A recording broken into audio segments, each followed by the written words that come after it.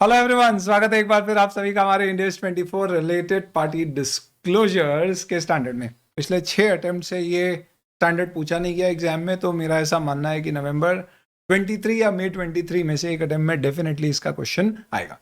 उस एंगल से आप इसे देख लें, बहुत ही छोटा सा स्टैंडर्ड है, श्योर शॉट कोई बहुत ही टैलेंटेड स्टूडेंट होगा जो इसका क्वेश्चन गलत कर पाए। इंडेस 24 related party disclosure is a disclosure standard which essentially means कि इसके अंतर्गत आपको कोई अकाउंटिंग डिस्कस नहीं करना है। सेपरेट और कंसोलिडेटेड फाइनेंशियल स्टेटमेंट दोनों लेवल पे आपको रिलेटेड पार्टी डिस्क्लोजर्स देना है। जस्ट दैट की कंसोलिडेटेड फाइनेंशियल स्टेटमेंट में पेरेंट और सब्सिडरी के बीच के ट्रांजैक्शन एलिमिनेट हो जाते हैं, इस कारण से वो वाले ट्रांजैक्शंस डिस्क्लोज करने की जरूरत नहीं है। हालांकि ध्यान रखना, मैंने पेरेंट और सब्सिडरी का है, इसका मतलब जॉइंट वेंचर और एसोसिएट के साथ अगर ट्रांजैक्शन हो रहे हैं तो उसे कंसोलिडेटेड में दिखाना होगा। रिलेटेड पार्टी ट्रांजैक्शंस है वो एलिमिनेट नहीं होंगे। सिर्फ रिलेटेड पार्टी के साथ जो ट्रांजैक्शन हुआ है वही डिस्क्लोज होते हैं स्टैंडर्ड में। कोई एंटिटी आपका सोल सेलिंग एजेंट है या बहुत बड़ा सप्लायर है, ऐसे केस में बिकॉज जस्ट कि उसका एक आपकी एंटिटी के साथ सिग्निफिकेंट बिजनेस रिलेशनशिप है वो रिलेटेड पार्टी हो जाएगा, ऐसा नहीं है। It has to fall in the definition of related party what we have to discuss. कोई एंटिटी आपकी 6 महीने तक रिलेटेड पार्टी थी पर ट्रांजैक्शन साल भर तक हुए, तो जो 6 महीने वो रिलेटेड थे उस समय के ट्रांजैक्शन को ही रिलेटेड पार्टी ट्रांजैक्शन मान के डिस्क्लोज किया जाएगा। और लॉ और रेगुलेशन कहीं पर डिस्क्लोजर देने से मना करे, जैसे बैंक्स के केस में आरबीआई कुछ केसेस में मना करता है तो आप नहीं देंगे, बट सिर्फ इसलिए कि आपका बिजनेस इंटरेस्ट प्रेजुडाइज हो सकता है। रिलेटेड पार्टी इन्फॉर्मेशन देने से लोगों को पता पड़ सकता है या हमारी बिजनेस सीक्रेसी लूज हो सकती है, इस बेसिस पे आप डिस्क्लोजर अवॉइड नहीं कर पाओगे। गवर्नमेंट कंट्रोल एंटिटी को कुछ एग्जाम्पशन है, अदरवाइज सारी एंटिटीज को रिलेटेड पार्टी डिस्क्लोजर देना है। क्वेश्चन एग्जाम में रिलेटेड पार्टी डिस्क्लोजर में प्राइमरीली पार्टी रिलेटेड है या नहीं है, या क्या डिस्क्लोजर आपको देना है, इन दो चीजों से रिलेटेड आएगा। क्या एंटिटीज रिलेटेड है, ये पैरा 9 ऑफ इंडेस 24 में दिया गया है, जिसके दो पार्ट है, 9A और 9B। पैरा 9A इंडिविजुअल्स को रिलेटेड पार्टी प्राइमरीली मानता है और 9B में एंटिटीज की बात की गई है। एग्जाम में पैरा रेफरेंस दे सकते हैं बिकॉज डेफिनेशन बेस्ड ही पूरा ये स्टैंडर्ड है। स्टैंडर्ड में कहा गया है कि व्यक्ति वो जो आपके ऊपर कंट्रोल या ज्वाइंट कंट्रोल या सिग्निफिकेंट इन्फ्लुएंस एक्सरसाइज करे। आप यानी रिपोर्टिंग एंटिटी जो इंडेस प्रिपेयर या फॉलो करके फाइनेंशियल स्टेटमेंट प्रिपेयर कर रही है, प्लस अगर आप रिपोर्टिंग एंटिटी या उसके पेरेंट के केएमपी हैं तो भी आपको रिलेटेड पार्टी माना जाएगा। कि मैनेजरियल पर्सन का मतलब क्या होता है, simply person who is responsible and has the authority for planning, directing and controlling activities of the entity. सारे के सारे डायरेक्टर्स डेफिनेटली माना जाएंगे कि केएमपी हैं। इवन नॉन एग्जीक्यूटिव डायरेक्टर को केएमपी कंपल्सरली माना गया है अंडर द इंडेस। अब आते हैं ज्यादा complicated part of the definition में। डोंट वरी, मैं आपको इसको और बढ़िया इलस्ट्रेट करके एक ऐसी शॉर्ट ट्रिक दूंगा जिससे कि आप हमेशा याद रख पाओगे कि ये रिलेटेड पार्टी है या नहीं है, चुटकियों में आंसर निकाल पाओ। उससे पहले एक बार पैरा 9B देखते हैं। इसमें कहा गया है कि सबसे पहले ग्रुप, एक चीज समझ लो, इंडेस 24 के लिए ग्रुप का मतलब होता है पेरेंट सब्सिडरीज। ये ग्रुप है, यानी जेवी और एसोसिएट ग्रुप शब्द में नहीं आती है, और सब्सिडरी और फेलो सब्सिडरी दोनों आएगी। मतलब क्या है, ए की 2 सब्सिडरी है, बी और सी। ए के लिए बी भी सब्सिडरी है, सी भी सब्सिडरी है। बी के लिए ए पेरेंट है, सी के लिए ए पेरेंट है। बी और सी आपस में फेलो सब्सिडरी है, भाई भाई, brothers from the same father. Oh sorry, simply हम ये बोल सकते हैं कि fellow subsidiaries 2 subsidiaries of one same parent entity. तो इन सबको ग्रुप का पार्ट माना जाता है। सेकेंड, आपकी एसोसिएट और जॉइंट वेंचर आपकी रिलेटेड पार्टी है, और अगर आप किसी के लिए एसोसिएट और जॉइंट वेंचर हो तो जो इन्वेस्टर या वेंचरर है वो आपके लिए रिलेटेड पार्टी। इसमें यह भी कहा गया, include joint venture associate of members of the same group where other party is a member. तो मेरी जेवी के साथ साथ मेरी सब्सिडरीज की जेवी भी माना जाएगा कि मेरी रिलेटेड पार्टी। इसका मतलब कि पूरे ग्रुप में पेरेंट सब्सिडरी आ गई, उनमें से कोई भी पेरेंट या सॉरी कोई भी सब्सिडरी या पेरेंट के जितने भी जेवी एसोसिएट है वो सब आपस में एक दूसरे के लिए रिलेटेड माना जाएगा। ये कॉम्प्लिकेटेड हो सकता है, you don't have to worry, why fear when is this here. Fellow joint ventures, joint venture of the same third party, this does not means fellow co venturer. इसका मतलब ये है कि हीरो और होंडा ने मिलकर हीरो होंडा बनाया, ये दोनों को वेंचरर है, ये रिलेटेड पार्टी बाय डिफॉल्ट नहीं होंगे। हम यहां पर ये बात कर रहे हैं कि हीरो होंडा की let's say for example 2 joint ventures, तो ये दोनों जॉइंट वेंचर्स आपस में फेलो जॉइंट वेंचर्स कहलाएंगे। तो let's say one is Hero Cycles and one is let's say Hero Electric vehicles, both are joint ventures of let's say Hero Honda. तो these two would be treated as what, fellow JVs. Sir confusing होएगा? जरा भी नहीं, चुटकियों में solve करो। जब एक एंटिटी जॉइंट वेंचर है थर्ड पार्टी की और दूसरी एसोसिएट है, इसका मतलब यह हुआ कि देयर इज वन एंटिटी, उसका एक जेवी है और एक एसोसिएट है, ये दोनों आपस में रिलेटेड पार्टी। ऑब्वियस सी बात है, ये दोनों आपस में रिलेटेड पार्टी है, ये थर्ड पार्टी है। क्या ये थर्ड पार्टी जेवी से रिलेटेड है? वो तो है ही है, जॉइंट वेंचर्स में रिलेटेड पार्टी है, एसोसिएट्स में रिलेटेड पार्टी है, और मैं जिनकी जेवी एसोसिएट हूँ वो इन्वेस्टर या को वेंचरर मेरा रिलेटेड है। ये दोनों तो डेफिनेटली रिलेटेड पार्टी हैं। अभी हम बात जेवी और ए के बीच की कर। Then post employment benefit plan which is nothing but आपने कोई पीएफ का खुद का फंड वगैरह बना रखा है तो वो। एंटिटी कंट्रोल और jointly control by person mentioned in A1, A2 और A3, विच मीन्स ये तीनों के तीनों व्यक्ति, यानी कि मेरी कंपनी में जो कंट्रोल या इन्फ्लुएंस या केएमपी है, वो अगर किसी एंटिटी को कंट्रोल या जॉइंट कंट्रोल करे तो there is this individual already, जिसका लेट्स से फॉर एग्जांपल एक कंपनी के ऊपर या हमारी कंपनी के ऊपर कंट्रोल, जॉइंट कंट्रोल या केएमपी है, और दूसरे एंटिटी के ऊपर उसका कंट्रोल या जॉइंट कंट्रोल है, तो ये दोनों एंटिटी आपस में रिलेटेड पार्टी हो जाएगी। Similarly entity over which A1 में सिर्फ कौन आता है? कंट्रोल या जॉइंट कंट्रोल का सिग्निफिकेंट इन्फ्लुएंस या केएमपी है, या केएमपी जब भी आता है तो केएमपी ऑफ पेरेंट भी आता है, तो भी ये दो पार्टीज आपस में रिलेटेड हो जाएंगी। And then entity providing KMP services to the reporting entity और पेरेंट ऑफ रिपोर्टिंग एंटिटी। कई बार कई मैनेजेरियल पर्सन एक व्यक्ति की बजाय एंटिटी भी हो सकती है जिसको मैंने सारे मैनेजेरियल फंक्शन आउटसोर्स कर दिए, जैसे जी बिजनेस स्कूल्स ने माउंट लेटेरा स्कूल्स को अपने सारे managerial functions, KMP functions outsource कर दिए, तो वो उसके लिए केएमपी एंटिटी होगा, रिलेटेड पार्टी में। इन सब को याद करने का एक इतना सिंपल सा और लल्लू तरीका है जिसको सुनने के बाद आप बोलोगे हे भगवान, इंडेस 24 इतना आसान था। दोस्तों logic is very clear. Related party 3 situation में हो सकती है। तो सबसे पहला अपन बात कर रहे हैं रिपोर्टिंग एंटिटी, ठीक है। जो भी आपको कंट्रोल या जॉइंट कंट्रोल या सिग्निफिकेंट इन्फ्लुएंस या आप में केएमपी और आपके पेरेंट का केएमपी है,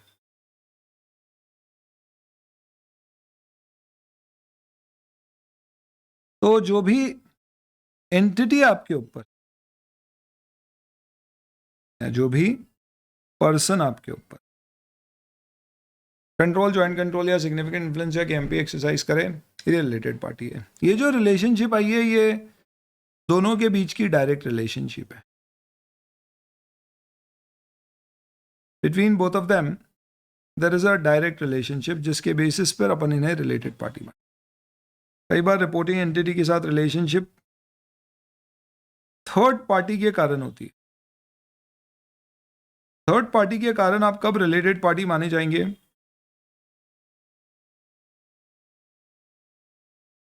only when the third party has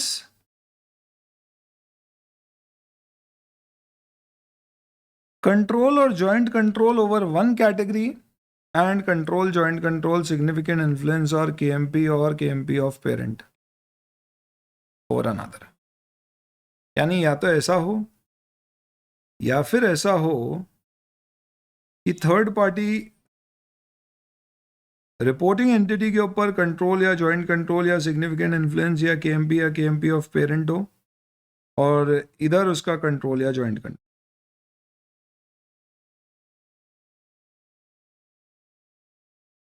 तो इस केस में ये दोनों रिलेटेड पार्टीज मानी जाएंगी।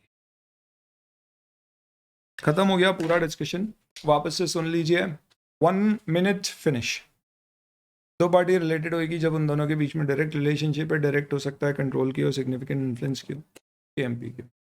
इसका मतलब कि एक कंपनी के लिए उसके सारे डायरेक्टर्स, एक कंपनी के लिए उसके सारे एंटिटीज जिनके पास कंट्रोलिंग स्टेक है, या सारी एंटिटीज जिनमें 20% या उससे ज़्यादा एसोसिएट या जॉइंट कंट्रोलिंग स्टेक है। सिमिलरली सब्सिडी के लिए पेरेंट रिलेटेड होगा, पेरेंट के लिए सब्सिडी रिलेटेड होगी, डायरेक्ट है। पर कई बार दो लोग रिलेटेड किसी तीसरे के कारण हो सकते हैं, यानी मेरे और आपके बीच में कॉमन कड़ी है उसका भाई, तो ये कब माना जाएगा कि उसके कारण अपन दोनों रिलेटेड है? जब वो अपन दोनों में से किसी भी एक पर कंट्रोल या ज्वाइंट कंट्रोल है और दूसरे पे कंट्रोल, ज्वाइंट कंट्रोल, इन्फ्लुएंस या सिग्निफिकेंट इन्फ्लुएंस या केएमपी। इसका मतलब ये कब रिलेटेड पार्टी नहीं होगा? सपोज जो थर्ड पार्टी है उसका रिपोर्टिंग एंटिटी और दूसरी एंटिटी दोनों के ऊपर सिग्निफिकेंट इन्फ्लुएंस या केएमपी ऑफ पेरेंट वाली रिलेशनशिप है और कोई भी एक लेग उसका कंट्रोल या ज्वाइंट कंट्रोल के ऊपर बेस्ड नहीं है, इसे हम कहते हैं ये फेलो एसोसिएट्स जैसे, या फेलो केएमपीज हैं कि एक ही एंटिटी के दो केएमपीज, ये दोनों दोस्तों आपस में रिलेटेड पार्टीज नहीं हैं। तो दो कंपनी में कॉमन डायरेक्टर है तो दोनों रिलेटेड नहीं है जब तक उस डायरेक्टर का कम से कम एक एंटिटी पे कंट्रोल या ज्वाइंट कंट्रोल ना हो। तो सिंपल सा याद रखने का तरीका है कि किसी तीसरे के कारण दो कब रिलेटेड होते हैं? जब उस तीसरे का एटलीस्ट एक के ऊपर कंट्रोल या ज्वाइंट कंट्रोल हो और दूसरे पे फिर भले ही कंट्रोल ज्वाइंट कंट्रोल हो तो बहुत अच्छा है, नहीं भी और सिग्निफिकेंट इन्फ्लुएंस केएमपी हुआ तो भी रिलेटेड। इसके अलावा कुछ बेसिक प्रिंसिपल ध्यान रखना, इस पूरे इंडेक्स का एक जनरल रूल है कि अगर ए बी के लिए रिलेटेड है तो हमेशा बी ए के लिए रिलेटेड होगा ही होगा। तो कंफ्यूज हो जाओ तो एक ये तरीका फॉलो करना। दूसरा, अगर कोई एंटिटी आपकी रिलेटेड है तो वो रिलेशनशिप सब्सिडरी की अगर है तो भी वो रिलेटेड है। इसका मतलब मेरी एसोसिएट मेरी रिलेटेड पार्टी है तो मेरी सब्सिडरी की एसोसिएट भी मेरी रिलेटेड पार्टी। तो rule number 1, if A is related to B, B is always related to A. Rule number 2, दो पार्टीज जब कनेक्टेड थर्ड एंटिटी या इंडिविजुअल के कारण है तो रिलेटेड तभी होंगी जब थर्ड एंटिटी या इंडिविजुअल का एक तरफ कंट्रोल ज्वाइंट कंट्रोल है और दूसरी तरफ इनमें से कुछ भी है। इंडेक्स कहता है कि एंटिटी रिलेटेड पार्टी है तो ऑटोमेटिकली उसकी सब्सिडरी भी रिलेटेड पार्टी होगी। इसका मतलब एसोसिएट इंक्लूड सब्सिडरी ऑफ। तो मेरी सारी रिलेटेड पार्टीज अगर वो रिलेशनशिप सब्सिडरी के साथ है तो वो भी मेरी रिलेटेड होगी। सिमिलरली जो मेरी रिलेटेड पार्टी है उन सारी पार्टीज की सब्सिडरी भी मेरी रिलेटेड मानी जाएगी। तो अगर ए की एसोसिएट है बी और बी की सब्सिडरी है सी तो सी भी ए के लिए रिलेटेड पार्टी। ये थर्ड एंटिटी के थ्रू नहीं है क्योंकि बेसिक लॉजिक है आपका किसी के साथ रिलेशन है तो वो जिन जिन पे कंट्रोल करेगा उन सबको आपका रिलेटेड पार्टी माना। इन रूल्स के बेसिस पे आप कंक्लूड कर सकते हो कि कौन सी रिलेटेड पार्टीज है एंड देन फिर जो यहाँ पे टर्म्स दी गई है वो समझाई गई है। ये आपका प्राइवेट पीएफ ट्रस्ट वगैरह हो गया, केएमपी सर्विस प्रोवाइडर्स यानी कोई एंटिटी हो गई। क्लोज फैमिली मेंबर का है individual who is influenced by और इन्फ्लुएंसेस अनदर इंडिविजुअल, यानी कि ओपन एंडेड डेफिनेशन है पर इसमें डेफिनेटली शामिल क्या किया गया है। तो यहाँ पे लीनियर असेंडेंट डिसेंडेंट नहीं है, फर्स्ट रिलेशनशिप है यानी एक एक लेवल तक, father mother brother sister spouse domestic partner live in relationship Ind AS IFRS based children of spouse और डोमेस्टिक पार्टनर, यानी जैसे आप क्या कहते हो स्टेप सन और डॉटर। या स्टेप डॉटर भी कवर होगी इंडेस में, भले ही यहाँ पे आप देखेंगे तो डेफिनेशन कंपनीज एक्ट की स्टेप डॉटर कवर नहीं करता है, but any which dependents of person spouse और डोमेस्टिक पार्टनर्स। अब ये रिलेटेड पार्टी आपने आइडेंटिफाई कर ली तो इसके साथ अगर ट्रांजैक्शन हुआ है तो डिस्क्लोज करना है। तो ट्रांजैक्शन किसे मानते हैं? Any exchange of resource, obligation और सर्विस।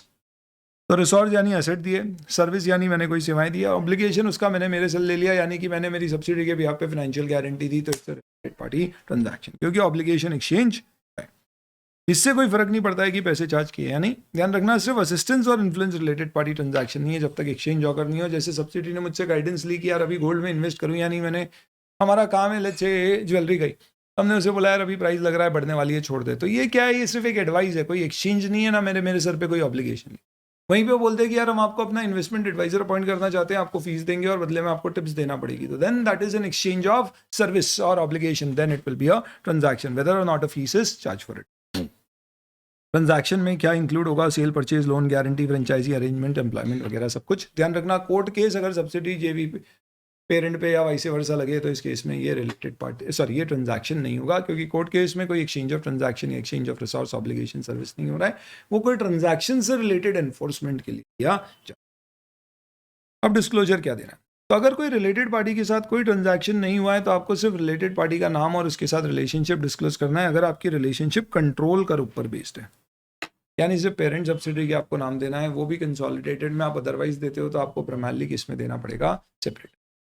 इसमें फेलो सब्सिडी शामिल नहीं होती। ये कौन सा है? जब रिलेशनशिप है पर ट्रांजैक्शन नहीं हुआ है, यानी जेवी के साथ मेरी रिलेशनशिप है पर इस साल कोई ट्रांजैक्शन नहीं हुआ है, तो इंडेक्स 24 में रिलेटेड पार्टी डिस्क्लोजर में उस जेवी का नाम रिलेशनशिप भी देने की जरूरत नहीं है, सिर्फ ट्रांजैक्शन अगर हुआ है ड्यूरिंग द ईयर तो डिस्क्लोजर देना पड़ेगा। हो सकता है मेरी बहुत सारी रिलेटेड पार्टी और उनके साथ कई सारे ट्रांजैक्शन हो, तो सबसे पहले आप एक एग्रीगेट डिस्क्लोजर दोगे जो कुछ ऐसा दिखेगा, रिलेटेड पार्टी के सारे आप कैटेगरी डाल दोगे और यहाँ पे नेचर ऑफ ट्रांजैक्शन, और फिर नोट्स में आप डाल दोगे सब्सिडरी में सब्सिडरी 1 2 3 4। तो ये देख के ये नहीं पता पड़ेगा कि सब्सिडरी 1 के साथ कितनी परचेज है, 2 के साथ कितनी है, टोटल सब्सिडरीज के साथ टोटल परचेज कितनी है ये देखिए। तो अगर हमें कोई इंडिविजुअल ट्रांजैक्शन के बारे में जानना हो तो कितनी इन्फॉर्मेशन में डिस्क्लोज करूंगा, तो इसके लिए कहा गया है कि अगर कोई आपको ऐसा लगता है कि इंडिविजुअल रिलेटेड पार्टी के साथ transactions during the year material है, सिग्निफिकेंट शब्द यूज किया गया, तो फिर उस केस में उसे आपको अलग से डिस्क्लोज। तो अगर कोई ट्रांजैक्शन इंडिविजुअली या कलेक्टिवली मटेरियल है, then in that particular case it should have to be separately also disclosed apart from aggregated. AS में डिफाइन किया गया था कब सिग्निफिकेंट मानते हैं, कंपनीज एक्ट में भी ये डेफिनेशन दी गई है, पर इंडेस में नहीं दी गई। जब भी इंडेस में कोई चीज़ नहीं होती है तो फिर उसके लिए हम कई बार क्या करते हैं, दूसरे फ्रेमवर्क्स देखते हैं, तो इसलिए रेफरेंस में दिया है पर आपको एग्जाम पॉइंट ऑफ व्यू से यूज नहीं करना।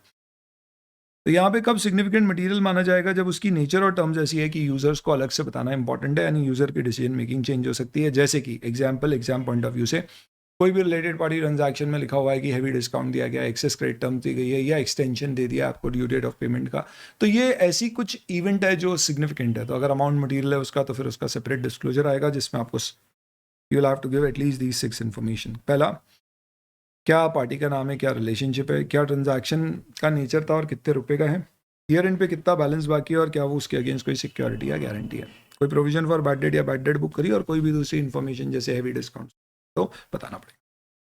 इसके अलावा इंडेस 19 में हम कुछ डिस्क्लोजर्स देते हैं किसके, कॉम्पनसेशन एम्प्लॉय बेनिफिट के, पर यहाँ पे केएमपी को दिए गए एम्प्लॉय बेनिफिट का सेपरेट डिस्क्लोजर देना है। एम्प्लॉय बेनिफिट 4 कैटेगरी में डिवाइड होते हैं, तो सैलरी अलाउंसेस हो गए, एक आपके लॉन्ग टर्म एम्प्लॉय बेनिफिट्स हो गए, लॉन्ग टर्म बोनस, एक हो गया post employment benefits which is retirement benefit, और एक टर्मिनेशन बेनिफिट्स हो गए आपके कि आपको फोर्सफुली रिटायर कराया। इन सब के अलावा ईसॉप्स होते हैं जो इंडेस 19 में नहीं 102 में कवर होते हैं। तो ये 5 कैटेगरी में आपको डिस्क्लोजर देना है एग्रीगेट बेसिस पे, हर इंडिविजुअल डायरेक्टर का नहीं कि टोटल केएमपी को हमने कितना बांटा। एक ये भी इंपॉर्टेंट हो सकता है, एक्सेप्शन है, दो एंटिटी सिर्फ इसलिए रिलेटेड है क्योंकि दोनों स्टेट गवर्नमेंट या सेंट्रल गवर्नमेंट के द्वारा कंट्रोल्ड है, तो उनके बीच के सारे transactions related party transactions disclose करने की जरूरत। तो होल्डिंग सब्सिडरी है तो वो रिलेटेड पार्टी रिलेटेड है, बट सिर्फ सेंट्रल और स्टेट गवर्नमेंट के द्वारा दोनों कंट्रोल्ड है, तो फिर ऑब्वियसली बात है ऐसी, तो फिर बीएसएनएल और let's say for example at a point of time MTNL, ये दोनों भी रिलेटेड हो गए। एयर इंडिया या बीएसएनएल भी एक समय पर रिलेटेड थे, और एचपीसीएल बीपीसीएल भी रिलेटेड है, all are controlled by government. इसके लिए कहा गया है ट्रांजैक्शन विद गवर्नमेंट या where government control directly controls, jointly controls influence KMP of one and the other. तो ये सारे ट्रांजैक्शन इस इंडेस के रिलेटेड पार्टी डिस्क्लोजर्स में डिस्क्लोज करने की जरूरत नहीं है, लेकिन डिस्क्लोजर शुड बी गिवन अगर कोई भी इंडिविजुअल ट्रांजैक्शन मटेरियल है, और एग्रीगेट डिस्क्लोजर रिक्वायर्ड नहीं है, लेकिन एक जनरल डिस्क्लोजर ऑफ रिलेशनशिप और क्वांटिटेटिव अमाउंट देना पड़ेगा। मतलब आप सुनो ध्यान से, तो एंटिटी इसलिए रिलेटेड है क्योंकि वो गवर्नमेंट के द्वारा कंट्रोल्ड है, तो ये इंडेस के डिस्क्लोजर देने की जरूरत नहीं है, एक्सेप्ट कोई इंडिविजुअल डिस्क्लोजर यूजर के लिए सिग्निफिकेंट है तो देना पड़ेगा। यानी इंडिविजुअल से एग्जम्पशन नहीं है एग्रीगेट से। एग्रीगेट में भी आपको डिस्क्लोजर इंडेस 24 के अंदर नहीं देना है, पर एक कुछ स्टेटमेंट ऐसा देना है कि भाई आपके टोटल ट्रांजैक्शंस का क्या प्रोपोर्शन या कितना अमाउंट है जो रिलेटेड पार्टी या गवर्नमेंट कंट्रोल एंटरप्राइज के बीच में होता है। That is up to you in terms of how will you define. और इसके बाद में we just have given you the bare definition also in this Ind AS Brahmastra, so that in case अगर आप वर्बाटिम देखना चाहो, क्योंकि ये पूरा डेफिनेशन बेस्ड स्टैंडर्ड है, तो आप देख सकते हो। I think this a good coverage of this particular standard, जिसमें क्विकली अपन ने पूरे स्टैंडर्ड को कवर कर लिया। Thank you.